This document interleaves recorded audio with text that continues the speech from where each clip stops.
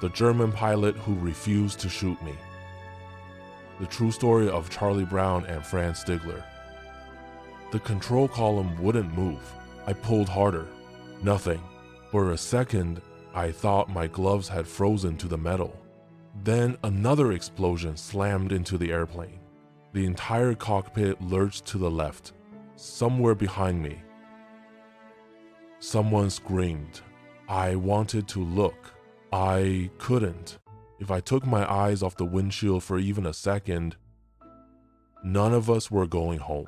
The wind howled through the cockpit. Not around us. Through us. It came rushing through holes that hadn't been there a few minutes earlier, carrying the smell of burning oil, hot metal, and something I recognized immediately.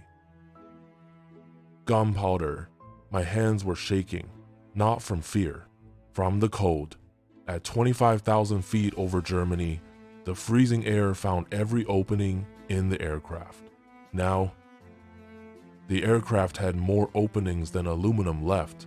I glanced down at the engine instruments. The needle on engine number 2 wasn't moving anymore. Dead. Engine number 4 wasn't much better. The oil pressure was dropping so fast, I didn't need the gauges to tell me what was happening. I could feel it. The airplane was dying. Another violent shudder ran through the bomber. The windshield rattled. Tiny cracks spread across the glass. I tightened my grip on the controls. Come on. Stay with me. Just a little longer. Another voice shouted behind me. I still couldn't turn around. Every instinct told me to check on my crew. Every hour of flight training told me not to. Flying came first. Everything else could wait until it couldn't. I don't know how long I stared through that cracked windshield. Maybe 30 seconds, maybe 5 minutes. Time doesn't behave normally when you're convinced you're about to die. It stretches. Every second becomes its own lifetime. I remember blinking. That's when I noticed the blood, not mine. It had sprayed across one side of the instrument panel. I don't know whose it was. I never asked.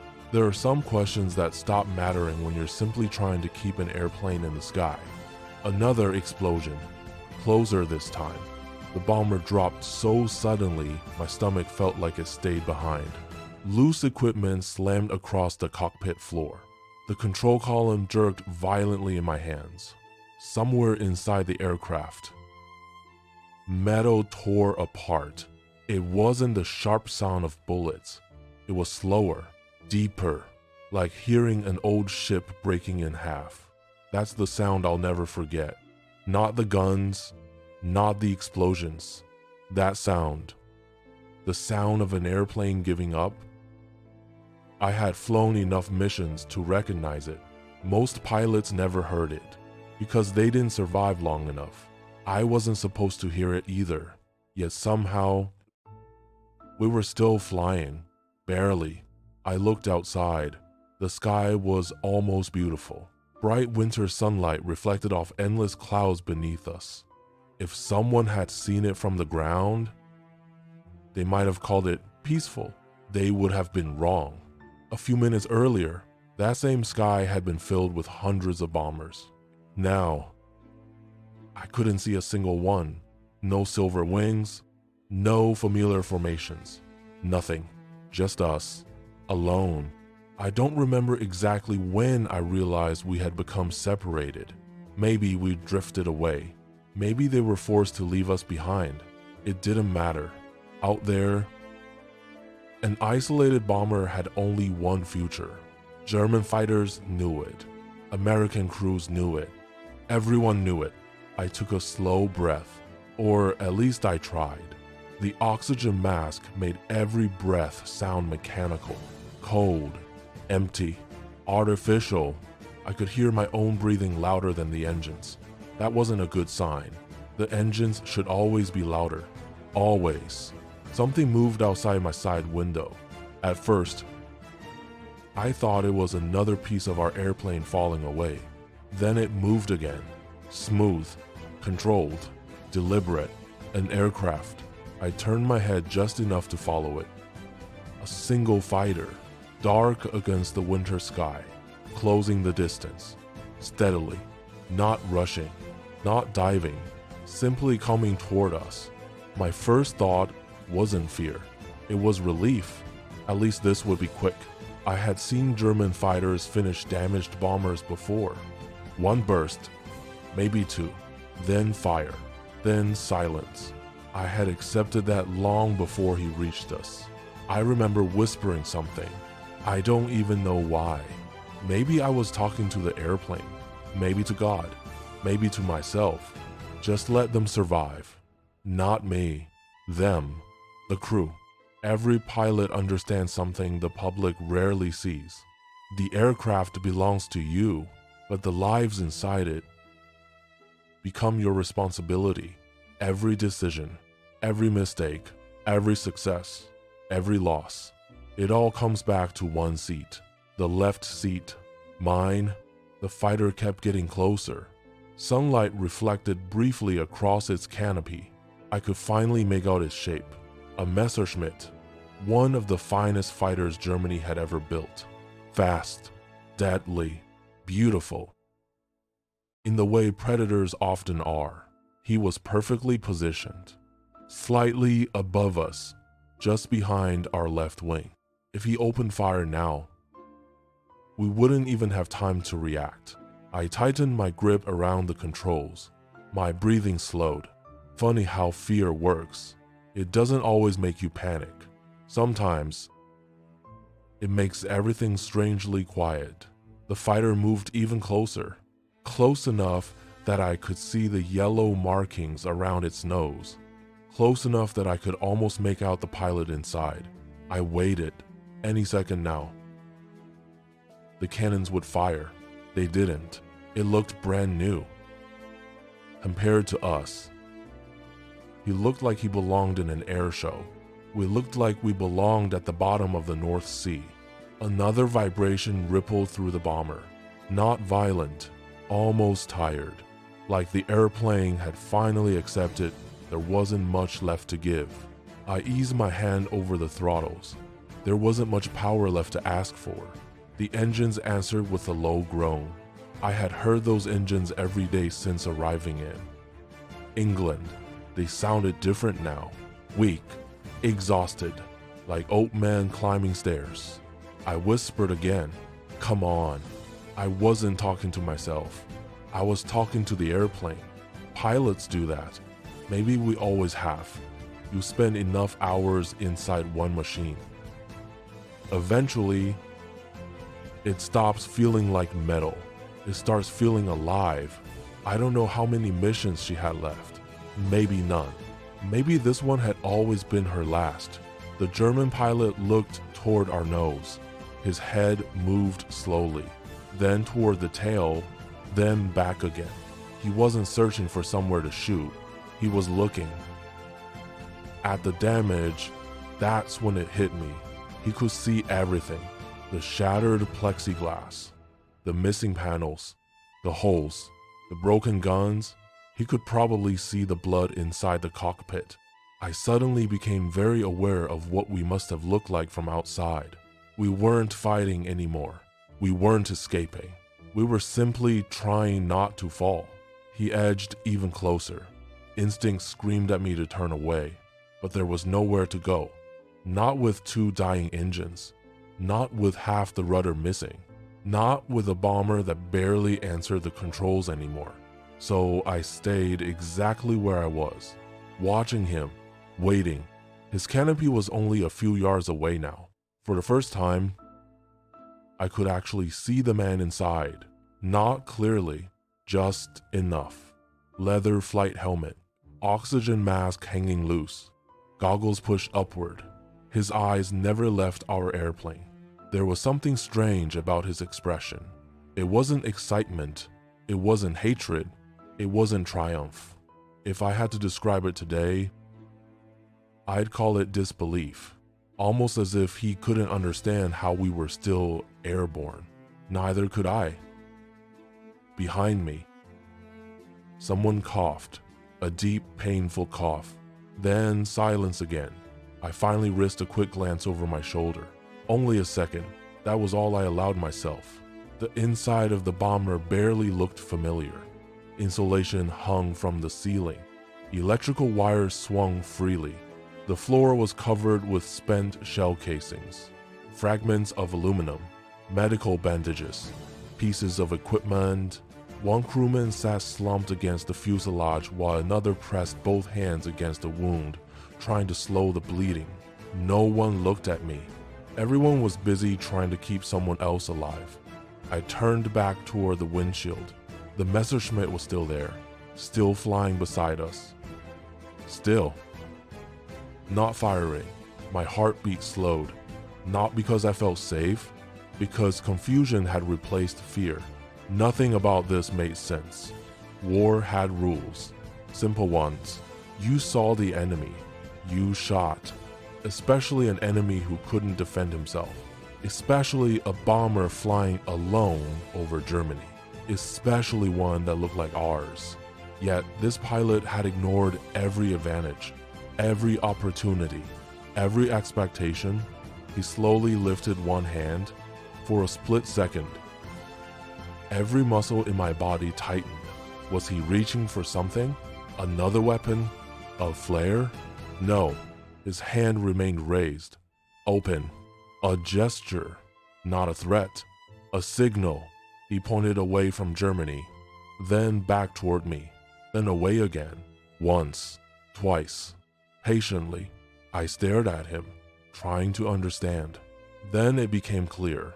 He wasn't ordering me. He was pleading with me. Turn, leave Germany, save your crew. I looked ahead again, somewhere beyond the horizon. England waited, home waited. If we could stay in the air long enough, if the engines didn't quit, if the wings stayed attached, if luck remembered we existed. Too many ifs. I looked back at him. He repeated the gesture one last time. Turn away. Live. My hands tightened around the control column. There are moments in life when every possible future depends on a decision that takes less than a second. This was one of them. I looked at the horizon, then back at him, then at the engines. Engine number 2 was gone. Number 4 sounded like it was tearing itself apart. The aircraft wasn't flying anymore. It was surviving. There was a difference. Every second we stayed in, the air felt borrowed. The German pilot waited. He didn't seem impatient. He simply kept flying beside us, as though he understood I needed time. I don't know why. But I looked at him again. Really looked. He couldn't have been much older than I was. Maybe a few years? Maybe not even that. His face didn't look like the face of a man who wanted another victory. It looked tired. I had seen that expression before. Every morning, inside our own briefing room. War had given us the same eyes. Different uniforms, different flags, the same exhaustion. My left hand reached for the control wheel almost by instinct, just enough to test the aircraft. The bomber answered with a slow, reluctant turn. I stopped immediately, not because I couldn't, because I wouldn't. England wasn't behind me. England was ahead. Every member of my crew had climbed aboard believing one thing: if there was still a way home, I would find it. I wasn't ready to take that away from them.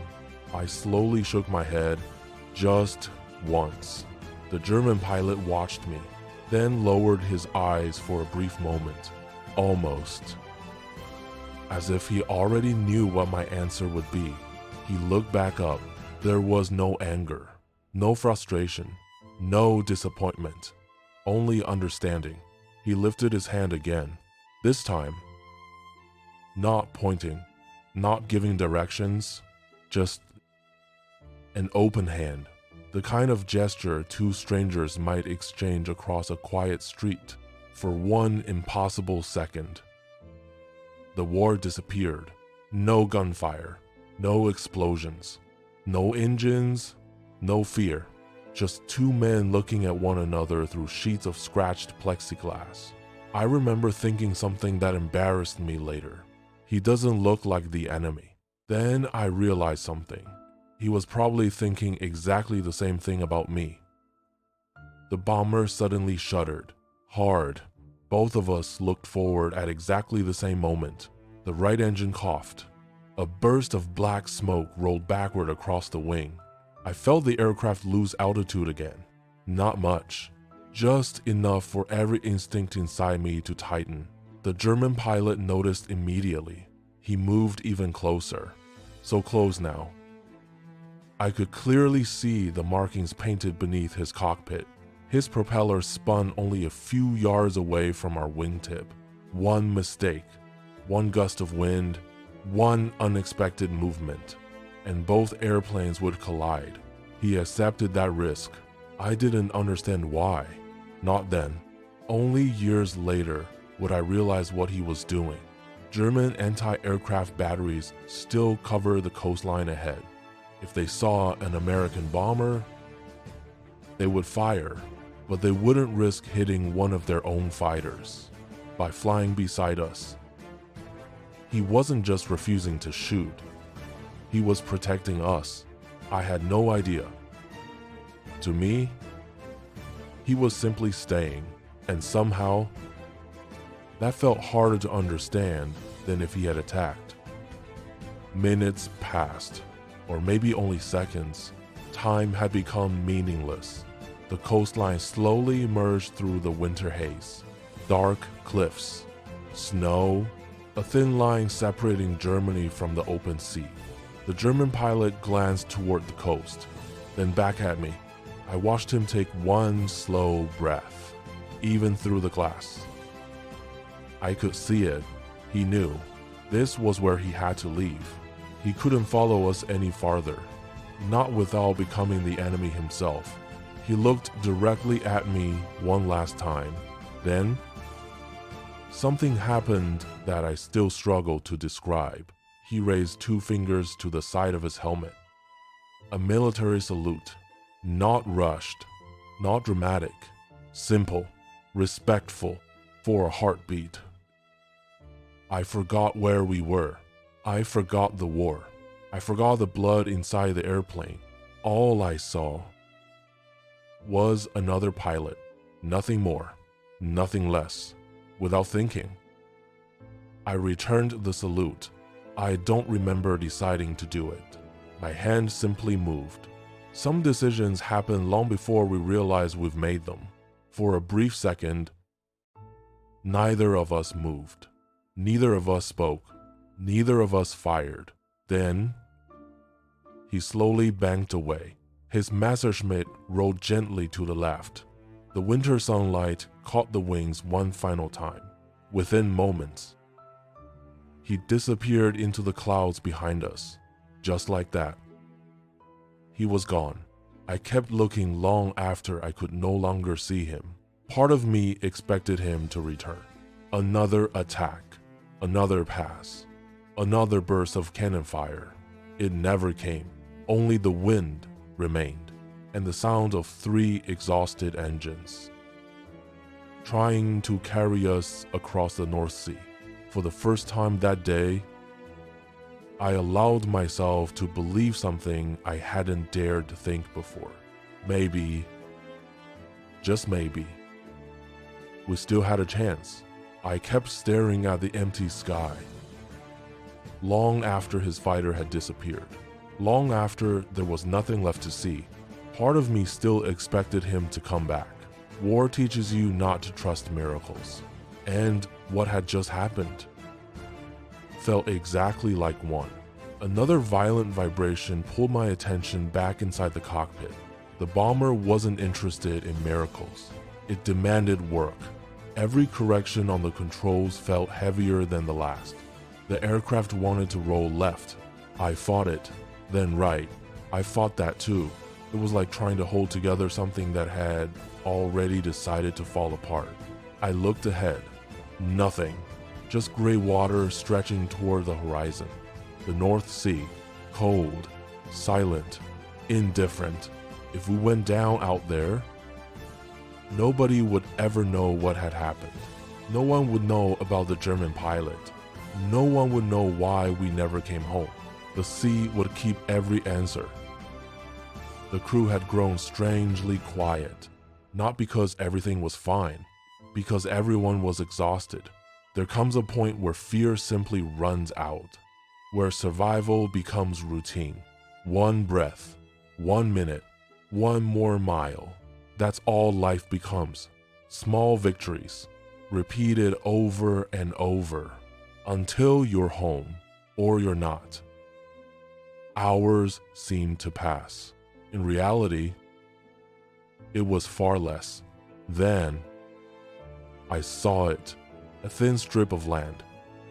England. I didn't say anything. Not yet. I wasn't ready to believe it myself. The closer we flew, the more real it became. Fields, roads, buildings, life, for the first time all day. Home wasn't just an idea. It was in front of us. The landing was almost harder than the battle. The bomber no longer behaved like an airplane. Every movement felt delayed. Every correction exaggerated. The landing gear came down, at least. Part of it did. I remember wondering what would happen if one side collapsed. Then I stopped thinking about it. There wasn't room in my head for new problems. Only the one directly ahead. The runway, keep it lined up. Keep flying. Don't force it. Just keep flying. The wheels touched. Once. Twice. A hard bounce. The bomber lurched violently. For a terrifying second, I thought we were going to lose it. Then, she settled, still rolling, still together, still alive. I slowly pulled the throttles back. The engines finally fell silent. Real silence. Not the silence of fear, the silence of survival. No one moved. Not immediately. We simply sat there, listening, almost afraid that if we opened the door, someone would tell us none of it had happened. When I finally climbed down from the cockpit, I turned around. The ground crew had already gathered around the airplane. None of them spoke. They just stared. One mechanic slowly removed his cap. Another walked beneath the wing, shaking his head. Only then did I truly see her. B-17, the Ye Olde Pub. She didn't look like an airplane anymore. She looked like something that had refused to die. Holes covered nearly every section of the fuselage. The nose looked torn apart. The tail barely existed. Entire panels were missing. I honestly don't know how she stayed in the air. Maybe she didn't. Maybe she simply refused to let us fall. The intelligence officer listened quietly as I described everything. The fighters, the damage, the lone Messerschmitt, the pilot who never fired. When I finished, he remained silent for several seconds. Then he spoke. "You will not tell this story." I remember blinking. What? It never happened. No explanation, no discussion, just an order. So I obeyed. The war continued. More missions followed. Life moved on, but some memories never do. Years became decades. The uniform disappeared into a closet. The medals found a place on the wall. The engines became memories. Yet every now and then, usually late at night, I would find myself staring out a window, thinking about one question. Who was he? Not, why didn't he shoot? I had stopped asking that long ago. The question that stayed with me was simpler. Did he survive? Then one day, almost half a century later, I decided I was tired of wondering. I began searching. Letters, phone calls, veterans organizations, anyone whom I know. Months passed. Nothing. Then, an envelope arrived. Canada. Inside, only a few words. I was the pilot. I read the sentence again and again. My hands started shaking exactly the way they had inside that cockpit. Not from fear, from disbelief. After nearly 50 years, I finally knew his name, Franz Stigler. When we met, there were no uniforms, no aircraft, no medals, no enemies, just two old men looking at each other. For a moment, neither of us spoke. Then he smiled. I smiled back, and somehow it felt as though those 50 years disappeared. We didn't remember different stories. We remembered the same sky, the same cold, the same silence. He told me why he hadn't fired. He said our airplane reminded him of something his former commander once taught him. You fight the enemy. You do not murder the helpless. He looked at me quietly, then said something I have never forgotten. I simply couldn't do it. I didn't. I couldn't. There is a difference. One speaks about orders. The other speaks about conscience. People often ask me if Franz was my enemy. I always give the same answer. He was, until he wasn't, somewhere above Germany.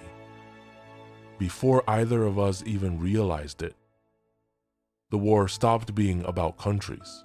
It became about people, two young pilots, both trying to get home. One carrying a broken bomber, the other carrying a decision that could have cost him everything. History remembers victories. History remembers battles. History remembers the men who fired. But sometimes, the greatest act of courage belongs to the man who chose not to. If Franz Stigler had pulled the trigger that day, no one would have questioned him. No one would have blamed him. No one would have remembered him. Instead, he chose mercy. And because of that, generations later, the world still remembers his name. Not because he destroyed an enemy, but because he saved one, maybe. That is the greatest victory war can never measure. If this story reminded you that courage is not always found in battle, then help us keep these stories alive. Subscribe to Echoes of Valor, where history is remembered through the people who lived it. Because sometimes, the most extraordinary stories ever told are the ones that really happened. The end.